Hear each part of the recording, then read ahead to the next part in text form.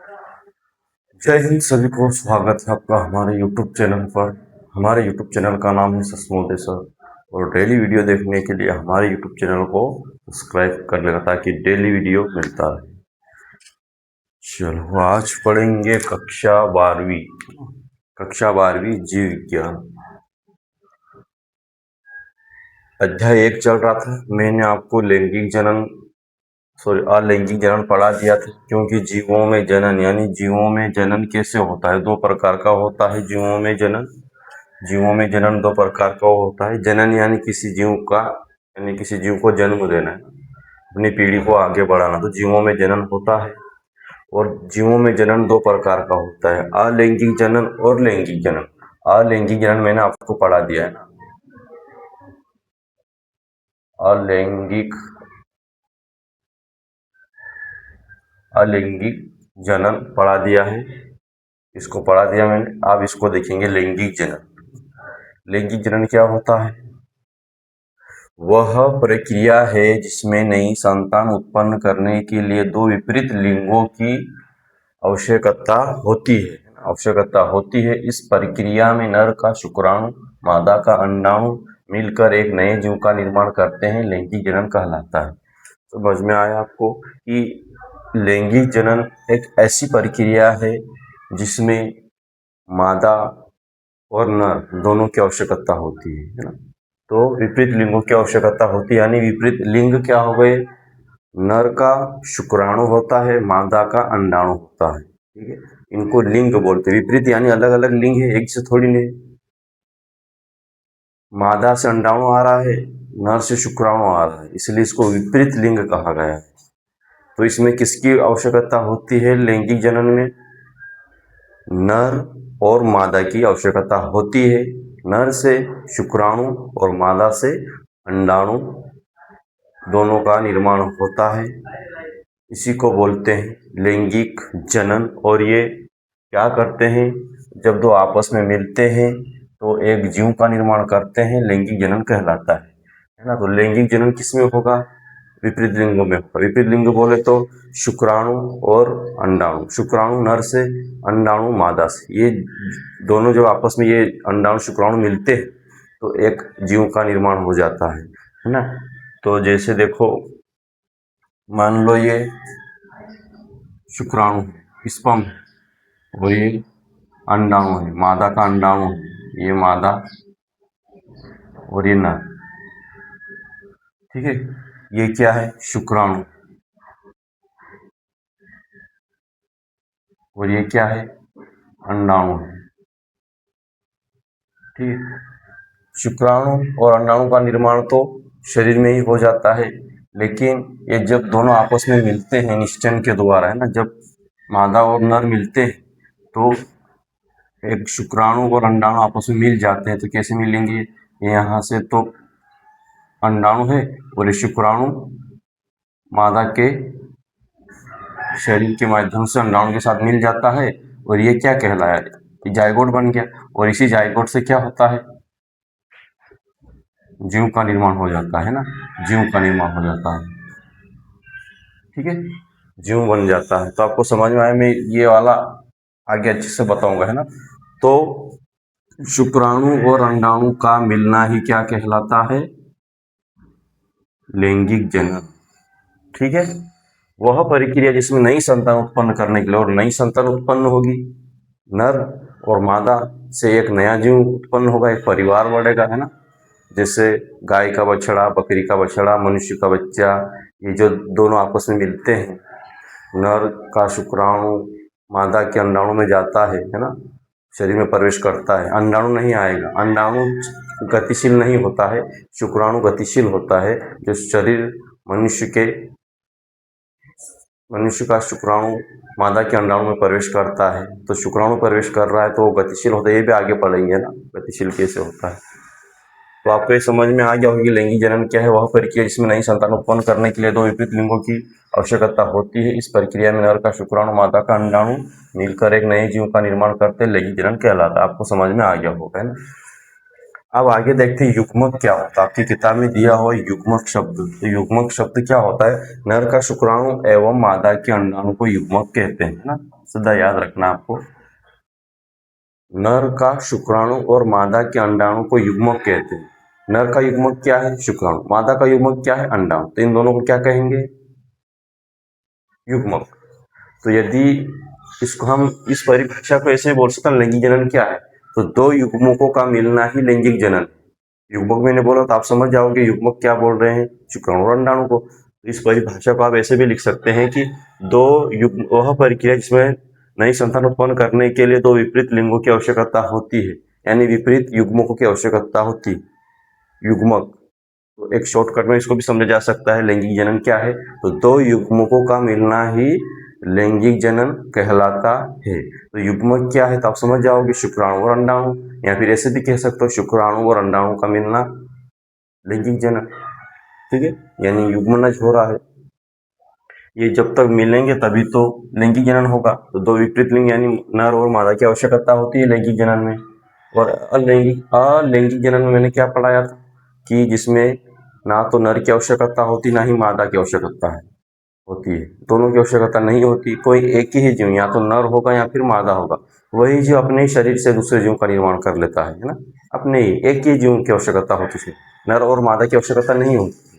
ठीक है, मैंने आपको एक हाइड्रा का बताया था, वो हाइड्रा जो होता है अपने शरीर से एक भाग उभार कर लेता है, नई कलिका का निर्माण करके अलग हो जाता है और नए जीव का निर्माण हो जाता है। और कायिक कायिक परिवर्तन में मैंने आपको पढ़ा है, कायिक का मतलब होता है अपनी काया से दूसरे जीव का निर्माण कर लेना, जैसे आलू, अदरक, इसमें नर और मादा की आवश्यकता नहीं हो रही है। ऐसे ही जीव जंतु भी कुछ होते हैं जो अलैंगिक जनन करते हैं, जिसमें नर और मादा की आवश्यकता नहीं होती है। तो ठीक उसका उल्टा लैंगिक जनन हो जाता है, इसमें नर और मादा की आवश्यकता होती है। ऐसा लिखना पड़ेगा क्या?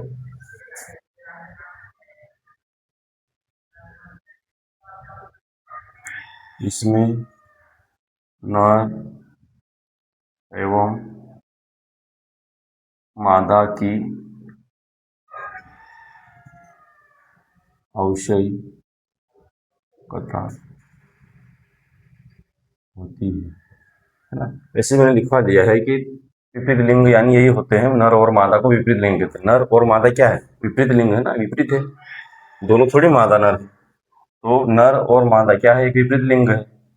इस विपरीत लिंग बोलो या नर और मादा बोलो, की आवश्यकता होती है। चलो, युग्मक भी आपको समझ में आ गया है, नर का शुक्राणु एवं मादा के अंडाणु को युग्मक कहते हैं। अगला है युग्मनज। युग्मनज युग्मनज क्या होता है? ठीक इसी परिभाषा में ये आ जाएगा। देखो, नर का शुक्राणु और मादा के अंडाणु का मिलने से युग्मनज का निर्माण होता है ना, युग्मनज। तो युग्मनज युग्मनज से ही तो लैंगिक जनन होता है। जब तक ये लैंगिक जनन नहीं होगा तो युग्मज का निर्माण कैसे होगा? लैंगिक जनन यानी नर और मादा की आवश्यकता होती है, नर और मादा का शुक्राणु मिलता है। तो इसका आप युग्मनज और युग्मक में इसका अंतर आना चाहिए, क्योंकि युग्मक नर और शुक्राणु को कहते हैं, नर का शुक्राणु मादा के अंडाणु को युग्मक कहते हैं, और युग्मनज इन्हीं दोनों का मिलना युग्मनज कहलाता है। जैसे देखो, वैसे मैंने आपको समझाया था वैसा ही देख लो एक बार। ये क्या है? शुक्राणु है, गतिशील होता है, इसकी पूंछ होती है। ये क्या है? अंडाणु है ना। इसको मैं यहाँ पे थोड़ा अच्छे से पढ़ रहा हूँ, युग्मनज है ना। तो ये स्पर्म हो गया, शुक्राणु है, ये पूंछ वाला, इसलिए गतिशील होता है। ये अंडाणु है, मादा अंडाणु, मादा अंडाणु। और ये दोनों आपस प्लस यानी मिल रहे हैं, अलग अलग है तो मिल जाएंगे। नर शुक्राणु, नर का शुक्राणु और मादा का अंडाणु, ये जब आपस में मिलते हैं, निषेचन करते हैं, तो कैसे मिलेंगे?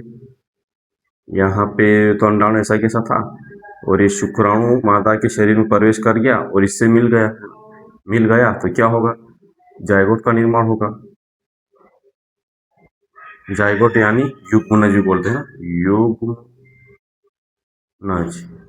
युग्मनज कहो या जायगोट कहो, बात एक ही थी। तो ये अंडाणु और शुक्राणु मिल गए हैं, तो इसको इस मिलने को ही बोलते हैं युग्मनज। और इसी युग्मनज से क्या होता है? भ्रूण का निर्माण होता है। भ्रूण बोले तो माँ के गर्भाशय में एक बच्चे का निर्माण होना, भ्रूण यानी छोटा भ्रूण। अभी उस भ्रूण में ना क्लियरली हाथ पैर नहीं आते हैं पूरा ही पूरा, है ना, लेकिन एक छोटे जीव का निर्माण हो जाता है, भ्रूण, कच्चे बच्चे का निर्माण हो जाता है, उसको भ्रूण बोलते हैं, कच्चा बच्चा यानी भ्रूण। माँ के गर्भाशय में जाइगोट से एक भ्रूण का निर्माण हुआ, और इस भ्रूण से क्या फिर हाथ पैर आँख सब आ जाएंगे, तो क्या हो जाएगा, फिर जीव का निर्माण हो जाएगा। ये भी आगे पढ़ेंगे कैसे जीव का निर्माण होता है, लेकिन आपको इस परिभाषा को मैंने समझाया है कि नर का शुक्राणु और मादा का अंडाणु ये आपस में मिल गए हैं, और इसके मिलने से इस युग्मनज का निर्माण हो रहा है, ये युग्मनज का निर्माण होता है। और इस जैसे ही ये दोनों मिले तो फिर धीरे धीरे क्या होगा, भ्रूण का निर्माण होगा, है ना। 15-20 दिन के बाद फिर भ्रूण का निर्माण हो जाता है। जैसे ही नर और मादा मिले, और मिलने से अंडाणु और शुक्राणु मिलेंगे, निश्चन हुआ मादा और नर का निश्चन हुआ, तो ये अंडाणु और शुक्राणु मिल गए, और इसके मिलने से जाइगोट का निर्माण हो गया। अब ये जाइगोट धीरे धीरे क्या होता है, कच्चे बच्चे का निर्माण हो जाता है, जिसको भ्रूण बोलते हैं, और इसी भ्रूण से फिर धीरे धीरे हाथ पैर आँख सभी आ जाते हैं, तो एक जीव का निर्माण हो जाता है। तो आपको युग्मनज भी समझ में आया, और युग्मक, युग्मक शुक्राणु और अंडाणु को कहते हैं। युग्मनज क्या कहते हैं, तो शुक्राणु और अंडाणु का मिलना ही युग्मनज कहलाता है। तो ये शुक्राणु और अंडाणु मिल गए, है ना, फिर भ्रूण का निर्माण हो गया, फिर जीव का निर्माण हो जाता है। तो आई होप आपको ये समझ में आया होगा। अब अगली हेडिंग है आपको जीवों में जनन प्रावस्था। अब जीवों में जनन प्रावस्था यानी जो जीव जो होते हैं उनमें जनन यानी जनन करना यानी निश्चन करने की अवस्था यानी आयु कौन कौन सी होती है, समझ में आया। जीवों में जनन प्रावस्था यानी एक प्रावस्था अवस्था आती है, एक उम्र होती है, आयु होती है, तो कब से स्टार्ट होती है, यही इस शब्द का मतलब है कि जीवों में जनन प्रावस्था। जीवों में जन्म करने यानी जनन यानी शुक्राणु अंडाणु का मिलना, लैंगिक जनन करने की आयु कौन सी होती है, जीवों में जनन प्रावस्था कैसी कैसी होती है, आइए पढ़ते हैं। सभी जीव एक निश्चित अवस्था एवं परिपक्वता आने पर ही जनन कर सकते हैं ना। सभी जीव एक निश्चित अवस्था एवं परिपक्वता आने पर ही जनन कर सकते हैं। इसका मतलब यही है कि ऐसा तो नहीं है कि जैसे ही जीव का जन्म हुआ और वो जनन करके जीव का निर्माण करने लगेगा, ऐसा तो नहीं होगा ना। एक निश्चित आयु होगी उसकी, परिपक्व यानी नेचर यानी जनन करने के लायक सक्षम हो, उसको परिपक्वता कहते हैं, विकास होना यानी छोटे से बड़े होगा, परिपक्वता आएगी यानी उसमें मैच्योरता आएगी, यानी विकास होगा, अच्छे से मैच्योर हो जाएगा, विकसित हो जाएगा, जनन करने यानी लैंगिक जनन करने के लिए सक्षम हो जाएगा, तो उसको परिपक्वता कहते हैं। और परिपक्वता कब आएगी, जब किशोर अवस्था में वो आ जाएगा ना। किशोर अवस्था में यानी 11 से 19 साल के बीच में जीव जो है किशोर अवस्था में आ जाता है ना। जैसे मनुष्य जीव 11 से 19 वर्ष के बीच में उनकी किशोर अवस्था आ जाती है, आवाज़ भारी हो जाती है, शरीर पे बाल आने लगते हैं, है ना, उनका अलग ही परिवर्तन हो जाता है, हार्मोन का परिवर्तन हो जाता है, तो उसको किशोर अवस्था कहते हैं। ये आयु कब होती है, 11 से 19 साल में, है ना। महिलाओं में भी यही होती है, महिला में थोड़ी जल्दी आ जाती है, उनका पीरियड्स आना चालू हो जाता है, तो वो भी आगे पढ़ेंगे। तो वही क्या है, किशोरावस्था। तो जब तक परिपक्व नहीं होंगे, जनन करने के लायक नहीं होंगे, तब तो कोई जनन नहीं कर सकते हैं। तो एक निश्चित अवस्था होती है ना। तो सभी जीव एक निश्चित अवस्था, एक परिपक्वता आने पर ही जनन कर सकते हैं। जनन करने का मतलब होता है जीव का निर्माण करने लायक, जनन करने के लायक, लैंगिक जनन करने के लायक। तो यानी किशोरावस्था के बाद से जनन प्रारंभ हो जाता है। यानी जैसे ही महिला और पुरुष में किशोरावस्था आती है, और उसके बाद फिर वे जनन कर सकते हैं, यानी अपने जीव का निर्माण कर सकते हैं, लैंगिक जनन कर सकते हैं, निषेचन कर सकते हैं, है ना। तो यानी किशोर अवस्था 11 से 19 के बाद से जनन प्रारंभ हो जाता है। किशोरावस्था की समाप्ति के बाद ही लैंगिक जनन प्रारंभ हो जाता है। और जैसे ही किशोरावस्था समाप्त होने लगता है, वैसे वैसे जनन प्रावस्था प्रारंभ होने लगती है, यानी जीवों को जन्म करने की लायक हो जाते हैं जीव, महिला पुरुष जो भी है। तो किशोरावस्था जैसे ही समाप्त, किशोरावस्था कब तक स्टार्ट होती है, लगभग 10 से 18-19, है ना। उसके बाद जैसे जैसे किशोरावस्था, हमेशा किशोरावस्था थोड़ी रहेगी, फिर जवानी आएगी, बुढ़ापा आएगा, वृद्धावस्था, वयस्कता। तो ये क्या है, किशोरावस्था 10 लगभग 19-18 तक होती है। फिर जैसे समाप्त होती है किशोरावस्था, फिर क्या होता है, लैंगिक जनन करने के लायक हो जाता है जीव, है ना। अपने जैसे जीव का निर्माण करना यानी बच्चे का निर्माण करने लायक हो जाते हैं। तो किशोरावस्था की समाप्ति के बाद लैंगिक जनन प्रारंभ हो जाता है। लैंगिक जनन प्रारंभ हो जाता है यानी जीवों को जन्म यानी निषेचन करने के लायक हो जाता है।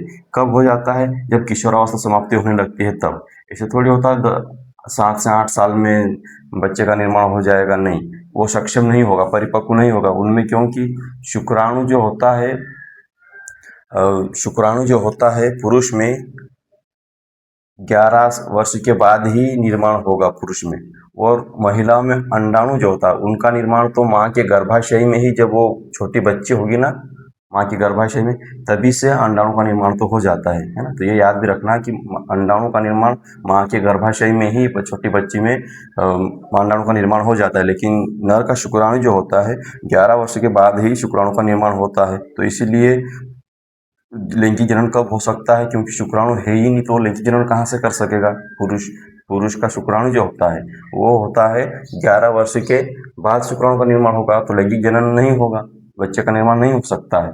और मादा का अंडाणु जो होता है माँ के गर्भाशय में ही हो जाता है स्टार्ट, और इनका अंडाणु निर्माण तो हो जाता है, माँ के गर्भाशय में निर्माण तो हो जाता है मादा का अंडाणु, लेकिन इनका भी जो परिपक्व होता है, इनका अंडाणु भी परिपक्व होता है। तो 18 साल यानी 11 वर्ष के बाद इनका अंडाणु परिपक्व होता है। निर्माण तो माँ के गर्भाशय में ही हो जाता है, ये याद रखना। मादा का अंडाणु माँ के गर्भाशय में ही, छोटी बच्ची होगी ना उसके गर्भाशय में ही मादा का अंडाणु तो निर्माण हो जाएगा, और 20 लाख अंडाणु का निर्माण होता है ना, लाखों संख्या में अंडाणु का निर्माण होता है। लेकिन परिपक्व यानी मेच्योर यानी उसमें वृद्धि जनन करने के लायक वो अंडाणु कब होगा? तो 11 वर्ष के बाद। और नर का शुक्राणु तो 11 वर्ष के बाद ही निर्माण होता है, लेकिन अंडाणु जो होता है गर्भाशय में निर्माण हो जाता है, लेकिन परिपक्व कब होता है? 11 वर्ष के बाद मादा का अंडाणु, ठीक है। तो जनन प्रारंभ हो जाता है। तो आपको ये वाला भी समझ में आया होगा।